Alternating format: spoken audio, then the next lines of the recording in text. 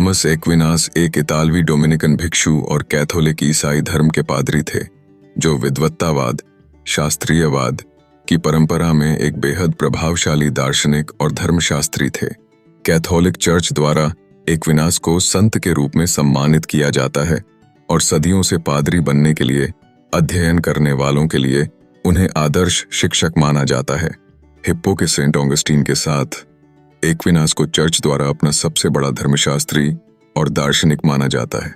उन्हें मध्ययुगीन काल का सबसे प्रभावशाली विचारक और मध्ययुगीन दार्शनिक धर्मशास्त्रियों में सबसे महान ईश्वरवादी के रूप में वर्णित किया गया है।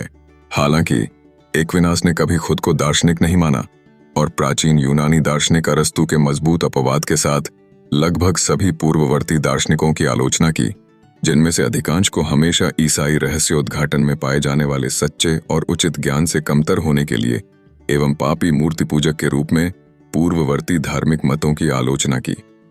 एक्विनास को नहीं लगता था कि सीमित मानव मन सीधे तौर पर जान सकता है कि ईश्वर क्या है, इसलिए ईश्वर का अस्तित्व हमारे लिए स्वयं सिद्ध नहीं है, हालांकि यह अपने आप में स्वयं सिद्ध है।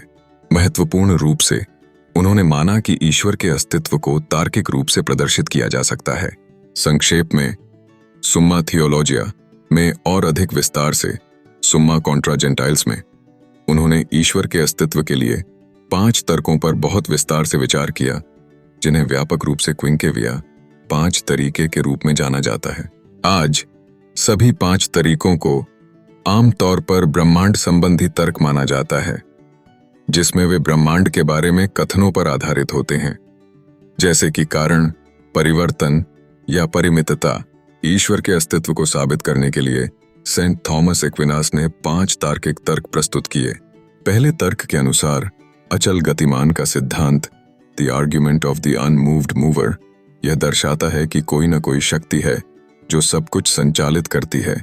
गति के कारणों की कोई अनंत श्रृंखला नहीं हो सकती है। ईश्वरीय शक्ति ही सबको गतिमान बनाती है। दूसरे तर्क में प्रथम कारण का विचार, the argument of the first cause, आया, जो कारण के पीछे कारणों की अनंत प्रत्यावर्तन की असंभवता को उजागर करता है। कार्य कारण की अनंत श्रृंखला असंभव है, इसलिए एक प्रथम कारण अवश्य होना चाहिए, जिसे ईश्वर कहा जाता है। तीसरा तर्क आवश्यकताओं के अंतिम स्रोत, ultimate source of all necessity, की आवश्यकता को दिखाता है। वास्तव में स्वयंभू ईश्वर ही अन्य सभी चीजों के अस्तित्व का प्रथम कारण है।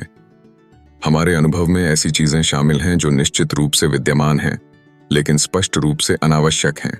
सब कुछ अनावश्यक नहीं हो सकता, क्योंकि एक बार कुछ भी नहीं था और फिर भी कुछ भी नहीं होगा। इसलिए हम कुछ ऐसा मानने के लिए बाध्य हैं जो अनिवार्य रूप से मौजूद है, जिसकी यह आवश्यकता केवल स्वयं से है। वास्तव में वह स्वयं अन्य चीजों के अस्तित्व का कारण है। चौथे तर्क में विभिन्न पूर्णताओं का संदर्भ लिया गया है, जिनका स्रोत केवल पूर्णता में हो सकता है। ईश्वर सबसे पूर्ण रूप से विद्यमान है।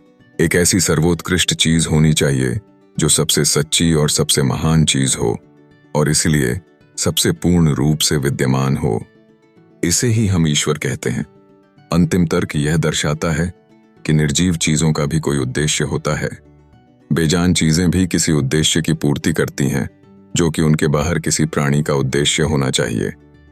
प्रकृति की प्रवृत्ति का आदेश, अंत में क्रियाएं प्राकृतिक कानूनों के बाद सभी निकायों में देखी जाती हैं। जागरूकता के बिना कुछ भी एक के मार्गदर्शन में एक लक्ष्य की ओर जाता है जो जागरूक है। एक्विनास कहता है कि यह वह है जिसे हम ईश्वर कहते हैं। क्या ये तर्क ईश्वर को सिद्ध कर सकते हैं? सेंट थॉमस एक्विनास का मानना था कि उपरोक्त 5 तार्किक तरीकों से ईसाई गॉड को सिद्ध कर सकते हैं। 18वीं शताब्दी में दार्शनिक डेविड ह्यूम और इमैनुएल कांट ने, और बाद में बर्ट्रैंड रसेल व जीव विज्ञानी डॉकिंस ने एक्विनास के ईश्वर के अस्तित्व को सिद्ध करने में एक्विनास के इन प्रमाणों को विफल पाया। बर्ट्रैंड रसेल ने इन तर्कों को चुनौती दी, यह प्रश्न उठाते हुए कि क्या वास्तविकता में ये तर्क ईश्वर के अस्तित्व को सिद्ध कर पाते हैं। रसेल के अनुसार सेंट थॉमस एक्विनास में सच्ची दार्शनिक भावना बहुत कम है। वह प्लेटोनिक सुकरात की तरह तर्क के अनुसार चलने की कोशिश नहीं करता। ईसाई धर्म में कोई कैथोलिक पादरी अगर दर्शन शास्त्र से जुद्दा हैं तो उन्हें सेंट थॉमस को स्वीकार करना चाहिए। उन्हें विद्वानों में सबसे महान दार्शनिक माना जाता है। दर्शन शास्त्र पढ़ाने वाले सभी कैथोलिक शैक्षणिक संस्थानों में उनकी प्रणाली को ही एकमात्र सही प्रणाली के रूप में पढ़ाया जाना चाहिए। फिर भी वह किसी ऐसी जांच में नहीं लगा है जिसके परिणाम के बारे में पहले से कुछ भी जानना असंभव हो। इससे पहले कि एक्विनास दर्शन शास्त्र शुरू करे, वह पहले से ही सत्य को जानता है। यह सत्य कैथोलिक धर्म में घोषित है। अगर वह धर्म के कुछ हिस्सों के लिए स्पष्ट रूप से बुद्धिसंगत तर्क पा सकता है तो उतना ही बेहतर है। अगर वह नहीं पा सकता है तो उसे केवल रहस्योद्घाटन पर वापस लौटने की जरूरत है। पहले से दिए गए निष्कर्ष के लिए तर्कों की खोज दर्शन शास्त्र नहीं है, बल्कि विशेष दलील है। इसलिए रसेल यह महसूस नहीं कर सकता कि एक्विनास ग्रीस या आधुनिक समय के सर्वश्रेष्ठ दार्शनिकों के बराबर रखे जाने के हकदार हैं।